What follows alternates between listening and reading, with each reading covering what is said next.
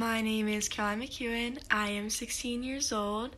I'm a sophomore at St. Ursula Academy, and I'm diagnosed with generalized anxiety disorder with a past of depression and suicidal thoughts. Growing up, I've always been pretty anxious, but I wasn't diagnosed with anxiety disorder until I was 13. In 7th grade, I was sexually harassed by one of my classmates, and I have these vivid memories of him pushing himself up against me and making sexual noises around me just feeling really uncomfortable, not knowing what to do. And one day I told him, no, I don't like this, and he did not stop. So after that, I went to administration, and they ended up not doing anything about it. So that was like my first feeling of hopelessness. I felt like it was my fault that happened to me, and he found out some way that I was reporting him, or someone saw me reporting him, and he told people, and I started to get bullied. After that, I would say that fear kind of took over my everyday life, so it was hard to do things like go to school because I was always worrying about something, or I was always overcomplicating something, so that made things a lot harder. I became super defensive over myself, and I remember people would ask me, why was I this way? Like, why are you worrying so much? Why are you overcomplicating all these things? And then I thought I was hurting people, so I had this really bad image of myself as someone who just hurts people. I don't think people realize how hard it is to explain what's going on in your head when you can't even understand it yourself, because that's what anxiety feels like. It's just a big cloud of fear fogging up your head, preventing you from doing things that could potentially be good for you. That was the beginning of me hating who I was. I did not love myself for a very long time because I thought I was making people's lives worse, and I thought that I was a burden to have because I struggled with anxiety. At the beginning of my 8th grade year, I started going to therapy. I still go to therapy today. I would say it's probably helped me more than anything. I would say the breaking point was my 8th grade year. Towards the end of it, a really close friendship of mine ended, and it ended really badly, and it was like a whole year that me and this guy were trying to make each other feel miserable. I remember I would hear some of the things that he would say about me, and on top of how I felt about myself at the time, it just made me feel so much worse. So instead of respecting him, I used the anger inside me to say some really bad things about him as well. And that's probably the thing I look back at now and I really regret. I thought so poorly of myself. I was so afraid of getting hurt that I wanted to make him feel worse about himself, and that's just completely wrong. I would hear some of the stuff that would be said about me, and I would let it identify my character, and it made me feel so much worse about myself. So then I fell into depression. It got to the point where I was so hopeless that things weren't going to get better that I thought about dying every day for 3 months. I would go to bed at night and I would say, I really hope I don't wake up in the morning because I don't want to deal with this tomorrow.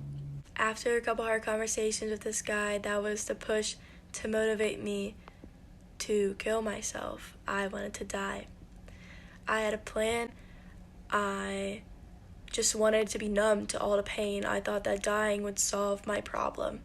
Until this feeling crossed my mind, and it told me that I have one spot to fill in this world. There's only one of me, so I gotta go out and make the most of it. So I reached out to my parents, and I picked up more therapy, and I started medication.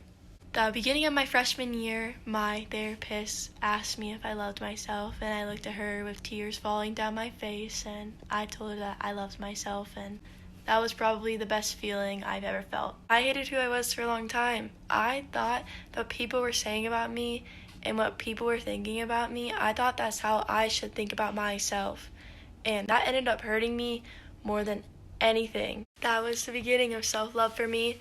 Until just recently, I was in a toxic relationship with a guy who made me feel bad about having anxiety. He told me that me having anxiety was my fault and that I was making my problems his, which made me feel really bad about myself. I took all the progress I made and threw it out the window because I felt like I just needed to make this guy happy, and I forgot about myself for a little bit. A lot of nights I would go to bed feeling completely worthless because I felt like what he was saying about me was true. Being with him was the first time doing something that really scared me in a long time. I would run away from things that could be good, but they scared me because I didn't want to face the consequence. And then eventually I had to realize that this guy is not giving me the love and respect that I deserve, and he's treating me badly.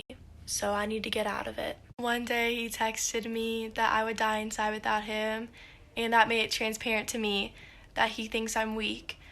But I had to look at it as I have been through so much just to be strong, and you can't be with somebody who thinks that you're weak and doesn't admire your flaws, because you should have relationships with people who love you for all of you and respect you despite of what you've been through or what challenges you face. And honestly, I'm a firm believer in don't judge someone's story by the chapter you walked in on, because everyone's fighting a battle you don't know about. We live in a world to where we have to walk out and put our best face on and only show what's best of us instead of showing our flaws or how we're really feeling. I would say that getting out of a toxic relationship recently really inspired me to go out and share my story, because people could be hurting you in your mental health, and yourself needs to be your number one priority. And if someone's hurting you, as much as it might hurt to let them go, you gotta let them go. I would say the stigma is that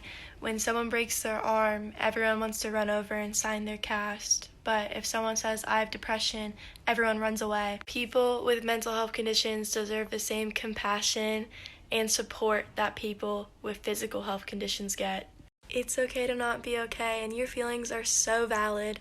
At the end of the day, the one person you know you'll have at the end of everything is yourself. So put yourself first. And if you're watching this and you're struggling right now, I will let you know that there's light at the end of the tunnel always. You are going to feel so good again. So good. Remember, there's only one of you.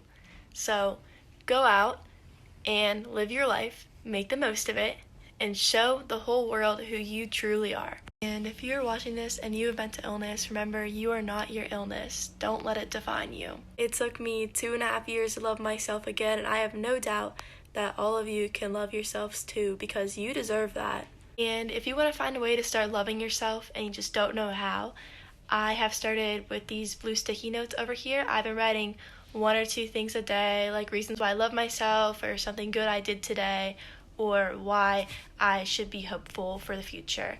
So that's helped me a lot. I hope that my story has inspired every single one of you to realize that there's going to be a rainbow after the storm. You aren't going to feel sad forever. You aren't going to feel the way you feel forever.